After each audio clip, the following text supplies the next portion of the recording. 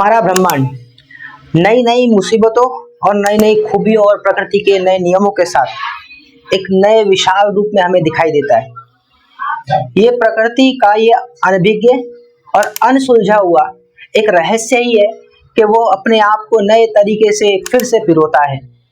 जैसे कि आप याद करें तो मानव सभ्यता से पहले यदि कोई था तो डायनासोरस थे, और उनके ठीक बाद यानी उनके समाप्त होने के बाद मनुष्य सभ्यता फलती फूलती है। अब जरा सोचिए, यदि डायनासोरस होते आज भी तो क्या मानव सभ्यता आज भी जीवित रह पाती? सवाल है का जवाब यही है कि नहीं, ऐसा नहीं हो पाता।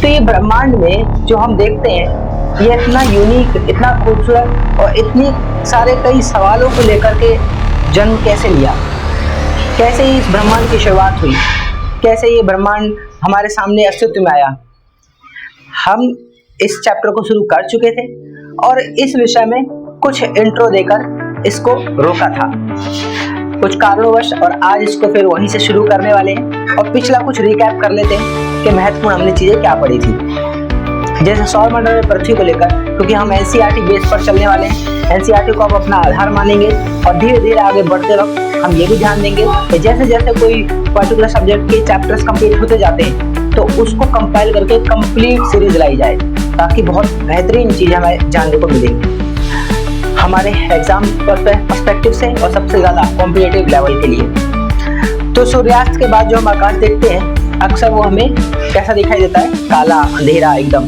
और सूर्य जब रहता है तब एकदम उजाला रहता है। तो क्या सूरज जब चला जाता है क्या रात के वक्त? कहीं नहीं जाता, सूरज की स्थिति तो अपनी वहीं बनी रहती है। और कहीं कहीं तो थोड़ा और साइंस को आगे लेकर जाएं तो हम ये भी देखते हैं कि सूरज भी इस गैलेक्सी के चक्कर लगा ही रहा होता है। अल्टीमेटली सूरज भी गैलेक्सी के चक्कर लगा होता है अपने सभी प्लैनेट्स के साथ, और सभी प्लैनेट्स अपने उपग्रह सैटेलाइट के साथ सूरज के चक्कर लगा रहे होते हैं। और ये जो हमें एक रिंग में घूमता हुआ दिखाई देता है, एक्चुअल में ये ऊपर की साइड बढ़ता हुआ होता है। धीरे धीरे थ्योरी हमारे सामने आ ही रही है, लेकिन हम क्लास 6 के लेवल तक की बात करें तो उन बच्चों के लिए इतना हाइपोथेटिकल होने से बेहतर है वो इतना महज समझ जाए कि धरती सूर्य का चक्कर लगाती है, दैट्स इट। बचपन में तो कुछ और ही सुनाई देता था ना कि सूरज पूर्व में उगता है पश्चिम में ढलता है। अब ये बचपन में था, ताकि जो दिख रहा है वो एक्चुअल में पहले माने तो सही, फिर बाद में उसको आगे का एक्सप्लेनेशन दिया जा सकता है कि ये एक्चुअल में है क्या सही में सूरज उगता है और ढलता है। ये बताने का प्रयास फिर अगली क्लासों में होने लगा, जैसे कि आज हम जानते हैं। तो आकाश में चमक रात के वक्त ये चमकने लगती हैं क्योंकि सूरज की रोशनी सीधे हमारी तरफ नहीं ब्रह्मांड की तरफ होती है, और वहां से रिफ्लेक्शन हमारी तरफ आता है और हमें चांद तारे सूरज ये सब दिखाई देने लगते हैं। और मैं जानता हूं कि हर कोई इस सौर मंडल की स्थिति के बारे में तो जानता ही होगा। सौर मंडल यानी कि हमारा सौर परिवार है ना, इसके बारे में तो हर कोई जानता ही होगा। पूर्णिमा, जब पूर्ण चंद्रमा वाली रात होती है तो पूर्णिमा कहलाती है, ये भी पढ़ा था हमने। अमावस्या, जब चंद्रमा पूरी तरह से हमारे आकाश में दिखता नहीं है रात के वक्त। कहते हैं ग्रीक भाषा में प्लैनेटाइट चारों ओर घूमने वाले पृथ्वी जिस पर हम रहते हैं एक ग्रह है। यह अपना संपूर्ण प्रकाश एवं ऊष्मा सूर्य से प्राप्त करती है, जो पृथ्वी के सबसे नजदीक का तारा है। पृथ्वी को बहुत अधिक दूरी से जैसे चंद्रमा से देखने पर यह चंद्रमा की तरह चमकती हुई प्रतीत होती है। हर एक ग्रह की बनावट अलग है। शुरुआती 4 ग्रह हम ठोस देखते हैं, उसके बाद के ग्रह गैसीय पदार्थ में परिवर्तित होते हैं। अब एक बार इस इमेजेस को देखेंगे, इसमें सबसे पहले जो केंद्र में है वह तो सूर्य है अपना, सूर्य जो कि एक तारा है। ठीक उसके बाद बुध यानी मरकरी है, उसके बाद शुक्र यानी वेनस, फिर पृथ्वी यानी अर्थ, फिर मंगल यानी कि मार्स, और ठीक उनके बाद आ जाती है क्षुद्र ग्रह पट्टी एस्टेरॉइड बेल्ट, उसके बाद जुपिटर, फिर सैटर्न, यूरेनस और नेपच्यून। तो ये 8 ग्रहों की संख्याएं हमें एक क्रमवार दिखाई देती है। तो 30 क्रम के नंबर में नंबर वाइज पृथ्वी तीसरे नंबर पे आती है और यह ठोस ग्रह है और इसके शुरुआती चारों ग्रह ठोस हैं और क्षुद्र ग्रह पट्टी जो है यानी कि एस्टेरॉयड बेल्ट जो है उससे पहले के ग्रह सारे ठोस हैं और उसके बाद के ग्रह सारे गैसियस हैं यानी कि वो गैसों से बने हुए हैं। ठीक है, उसके आर पार निकल जाओगे आप, ऐसे ग्रह है वो गैसियस हैं। शुक्र ग्रह के बारे में क्या लिखा है कि सूर्य के चारों ओर परिक्रमण करता है और इसे 88 दिन लगते हैं, अपने अक्ष पर घूमता है 59 दिन लग जाते हैं। शुक्र ग्रह ये तो बुध ग्रह था जो सूर्य के चारों ओर परिक्रमण करता है 88 दिन और अपने अक्ष पर घूमता है 59 दिन। और शुक्र ग्रह सूर्य के चारों ओर परिक्रमण करता है 255 दिन और अपने अक्ष पर घूमता है 243 दिन। पृथ्वी सूर्य के चारों ओर एक परिक्रमण 365 दिन में लगाती है और अपने अक्ष पर 1 दिन लगाती है। चंद्रमा की संख्या भी 1 है इसकी। इसके बाद के सभी आप स्वयं भी पढ़ सकते हैं। ये सारे ग्रहों का सिलसिलेवार तरीके से क्रमवार नाम है और कौन सा किस क्रम में आता है। अभी हम क्योंकि पृथ्वी की चर्चा कर रहे हैं तो पृथ्वी तीसरे नंबर पे आती है, 365 दिन लगाती है, 366 दिन होते हैं तो लीप ईयर यानी कि हर 4 साल बाद लीप ईयर आता है। अब कैसे पता लगाएं कि ये साल जो चल रहा है वो लीप ईयर है? Divide by 4। अगर वो लास्ट के नंबर 4 से कंप्लीटली डिवाइड हो जाएंगे तो इट मीन्स वो एक लीप ईयर होगा। उदाहरण के लिए अगर मैं लिखता हूं 220 और मैं इसको 4 से डिवाइड करता हूं, ये कंप्लीटली डिवाइड हो जाता है। अगर ये कंप्लीटली डिवाइड होता है दैट इज लीप ईयर।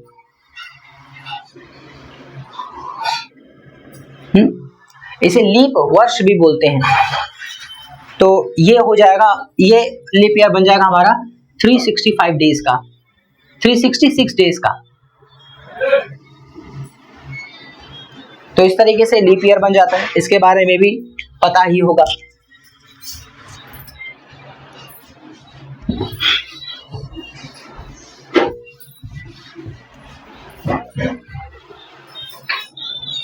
तो आज हम उसके आगे के विषय से शुरुआत करेंगे और आगे का विषय है सौर मंडल।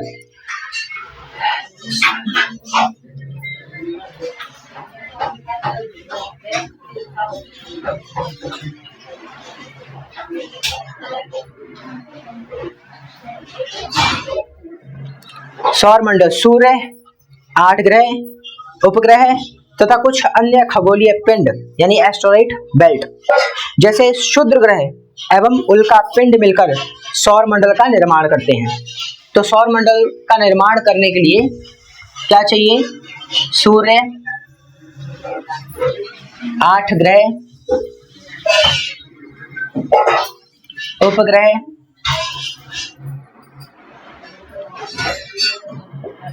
तथा कुछ अन्य खगोलीय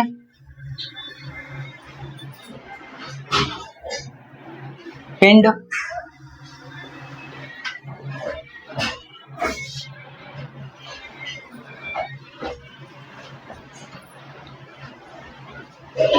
जैसे क्षुद्र ग्रह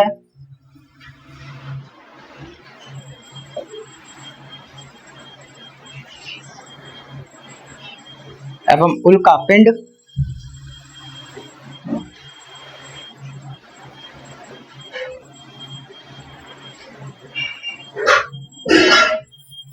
मिलकर सौर मंडल का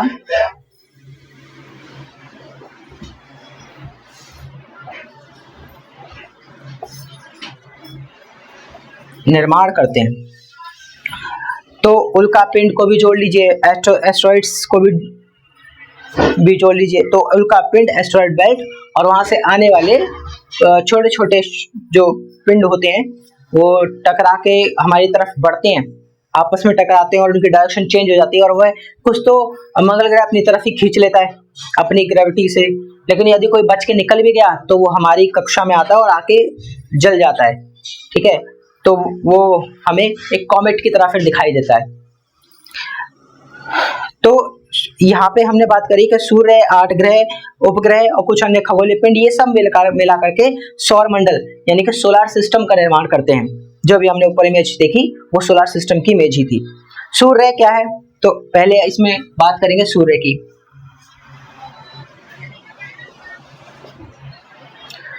तो सूर्य सौरमंडल के केंद्र में स्थित है और यह बहुत बड़ा है एवं अत्यधिक गर्म गैसों से बना है।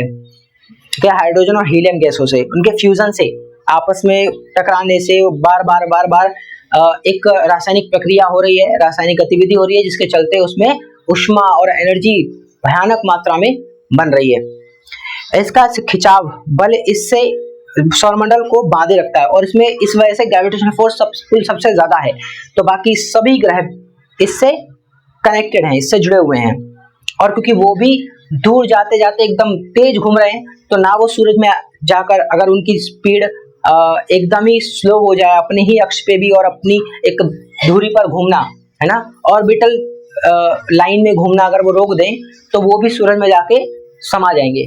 लेकिन क्योंकि वो भी अपनी ही स्पीड पर एक निश्चित स्थिति पर घूम रहे हैं, अपने ही एक्सिस पर भी, यानी कि अपने पास में रोटेट भी कर रहे हैं और सूरज के एक्सिस पे, उसके अक्ष में रिवॉल्यूट भी कर रहे हैं, यानी कि घूम भी रहे हैं, परिक्रमण की भी कर रहे हैं। तो इन दोनों ही स्थितियों की वजह से वह सूरज में जाकर के टकरा नहीं रहे, वह सूरज से उतनी दूरी पर स्थित हो चुके हैं, ना उससे दूर जा रहे हैं ना उसके पास आ रहे हैं। पास इसलिए नहीं आ रहे क्योंकि वो लगातार घूम रहे हैं, रोटेट कर रहे हैं, और दूर इसलिए नहीं जा पा रहे क्योंकि सूरज उनको अपनी ग्रेविटी के थ्रू रोके हुए है।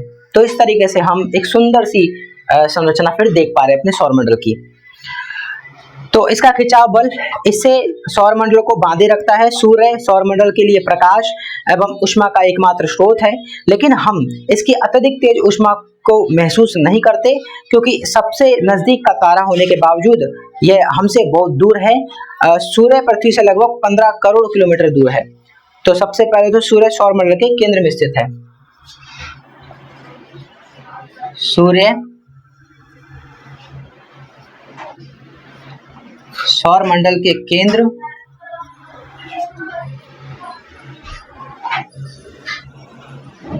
में स्थित है। सूर्य सौरमंडल के केंद्र में स्थित है, बहुत बड़ा, अत्यधिक गर्म गैसों से बना है। फिर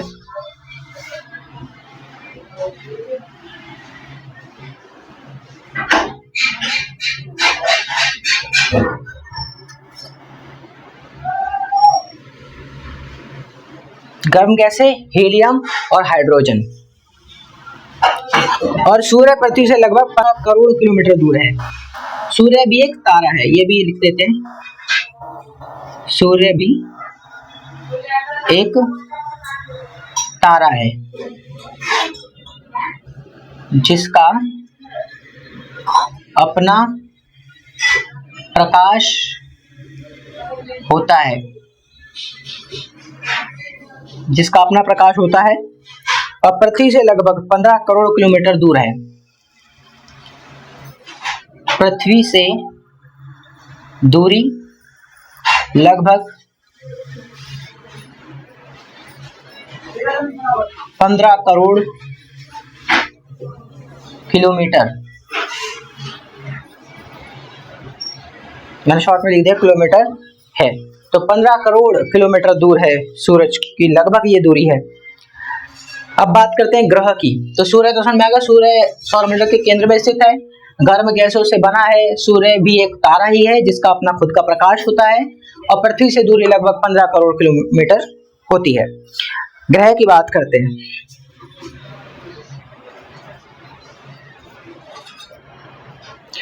हमारे सौरमंडल में कितने ग्रह? 8 ग्रह। 9 थे पर वो उसको ग्रह की श्रेणी में नहीं रखा गया, तो हम उस पर ज्यादा चर्चा करेंगे नहीं, टाइम वेस्ट ही होगा। ठीक है, अब हम बात करते हैं 8 ग्रहों की। हमारे सौरमंडल में 8 ग्रह हैं। सूर्य से दूरी के अनुसार देखें तो बुध, शुक्र, पृथ्वी, मंगल, बृहस्पति, शनि, यूरेनस और नेपच्यून।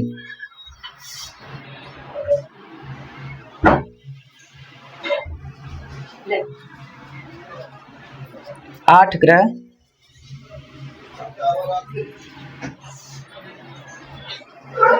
सूर्य से दूरी के क्रम में, सूर्य से दूरी के क्रम में।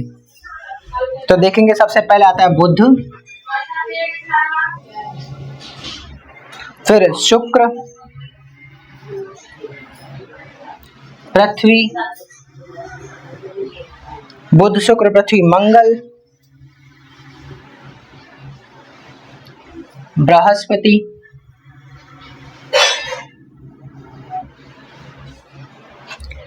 शनि, यूरेनस तथा नेपच्यून।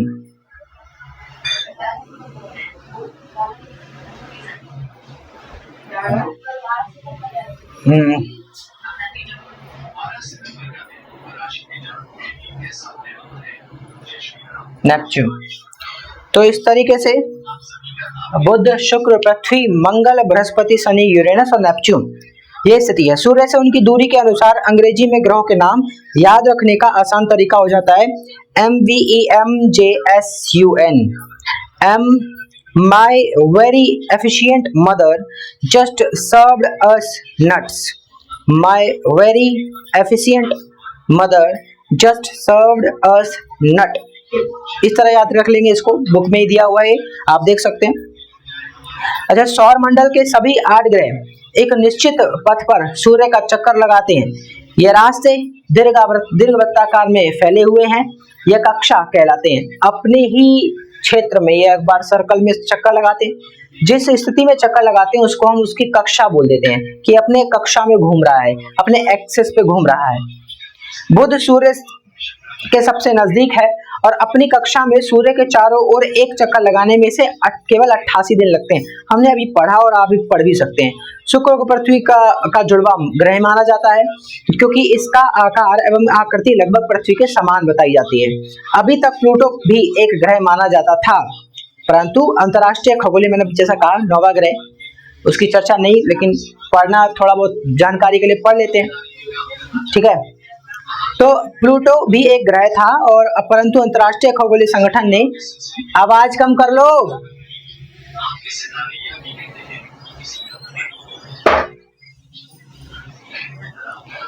अभी तक प्लूटो भी एक ग्रह था परंतु अंतर्राष्ट्रीय खगोलीय संगठन ने अपनी बैठक अगस्त 2006 में यह निर्णय लिया कि कुछ समय पहले खोजे गए अन्य खगोलीय पिंड 2003 UB 313 सिरस तथा प्लूटो बौने ग्रह कहे जा सकते हैं, क्योंकि ये अपने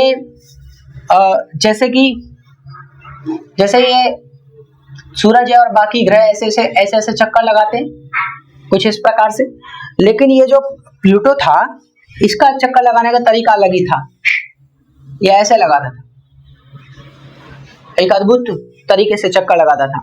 तो फिर इसको माना नहीं, क्योंकि ग्रह मानने की एक स्थिति होती है, किन कारणों से उनको ग्रह माना जाएगा। उनमें से एक कारण था कि ऐसा चक्कर था, एक अनियंत्रित टाइप, तो इसलिए इसको भी बौने ग्रह में शामिल कर दिया गया, ठीक है, इसको नहीं माना। अच्छा, तो अब बात करते हैं पृथ्वी की।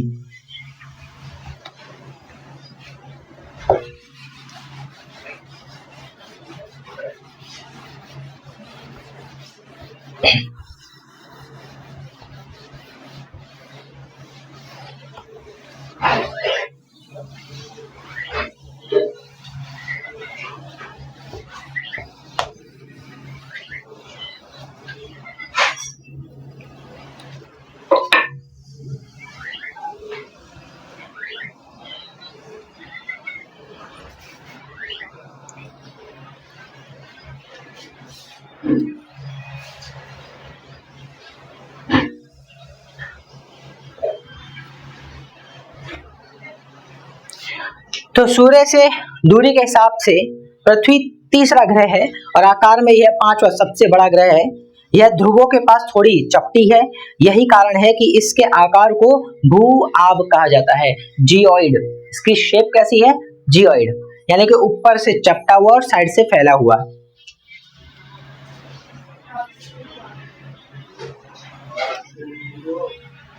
यानी यहां से ये दबा हुआ सा लगता है और यहां से ये थोड़ा फैला हुआ, तो इस शेप को जियोइड शेप बोलते हैं,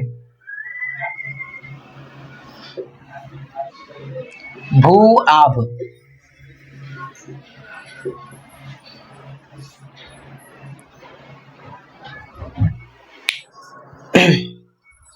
और ये जो भू-आभ की आकृति है इसकी, ये इसी प्रकार है, पृथ्वी के समान आकार।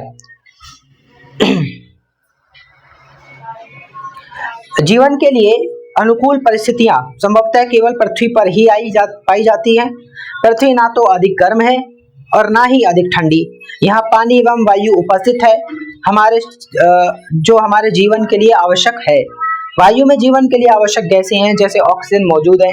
इन्हीं कारणों से पृथ्वी सौरमंडल का सबसे अद्भुत ग्रह भी है। अंतरिक्ष से देखने पर पृथ्वी नीले रंग की दिखाई देती है, क्योंकि इसकी 2/3 सतह पानी से ढकी हुई है और इसलिए इसे नीला ग्रह कहा जाता है।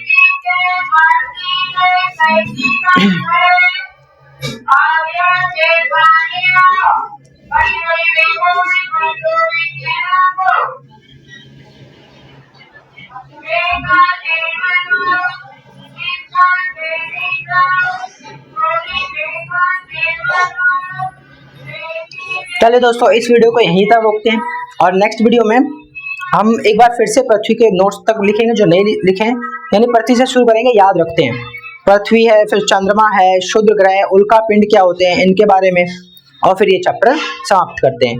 तो कल के और पार्ट में करते हैं इसको कवर, क्योंकि वीडियो ज़्यादा लंबी हो जाती है, उसका भी ख्याल रखना होता है।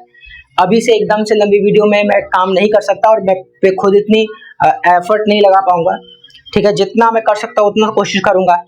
तो पार्ट बाय पार्ट कंप्लीट करने की कोशिश करेंगे। ठीक है, तो अगली वीडियो में हम पृथ्वी से शुरू करेंगे और पृथ्वी शुरू करने से पहले छोटे छोटे कुछ महत्वपूर्ण विषय जो सौरमंडल से जुड़े हो सकते हैं, जो लगता है बताने चाहिए और पता होने चाहिए, उनको भी डिस्कस पहले ही कर लेंगे। तो ठीक है दोस्तों, अब मिलते हैं अगली वीडियो में। और अगर आपको ये एफर्ट अच्छा लगता हो, अगर आपको ये एफर्ट ठीक लगता हो, तो इस चैनल को लाइक शेयर सब्सक्राइब जरूर कीजिएगा और कमेंट जरूर कीजिएगा कि आप लोगों को इस चैप्टर में और क्या जानना था, या आपको क्या लगता है कि सौरमंडल में आपको क्या क्या चीज़ें पता हैं, जो नई चीज़ें, जो नए नए अनुभव हैं आपके, वो भी ज़रूर उसको लिखिएगा, तो मुझे भी बड़ा अच्छा लगेगा। और ठीक है, फिर अगली वीडियो में हम इसको शुरू करते हैं और यहीं पे इसको रोकते हैं। नमस्कार दोस्तों।